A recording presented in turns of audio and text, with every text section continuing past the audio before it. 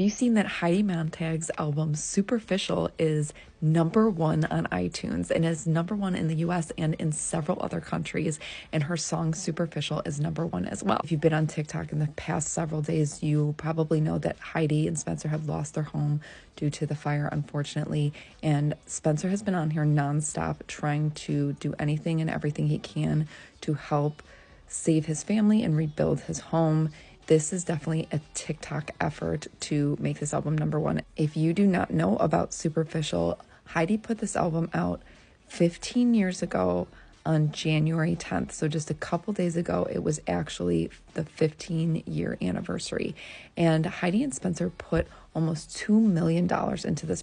At the time, they were on the hills, and Spencer said that every night they were taking their money and they were investing their money back into Heidi's pop career and trying to make her a pop star, and they didn't want to just be reality stars. They actually did get some amazing producers to work with Heidi. She got a lot of songs that other pop stars were going to use and then didn't. I think she got a couple Britney Spears songs that were maybe going to be used on Blackout.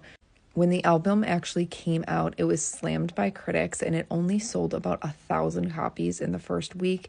It said there was about 6,000 digital downloads. It fell off the charts immediately, and it didn't really do much after that.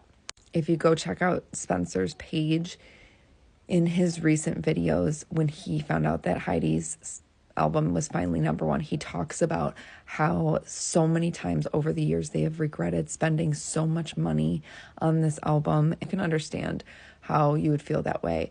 And I just think it's such a wonderful, interesting story and turn of events to see this album finally get its due after all these years, and it's going to go towards helping them. They didn't know that their investment would maybe come help them in a time that they needed the most.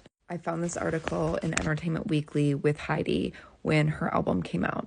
And Entertainment Weekly said, if the album doesn't do as well as you hope, will you still pursue a music career? And she said, definitely, I think it's going to do great. I have 1 million Twitter followers. They're very excited. So that's at least 1 million people right there. It also takes time. I don't expect it to be instant. Maybe it's the biggest album in a couple months. Maybe it's the biggest album in a year.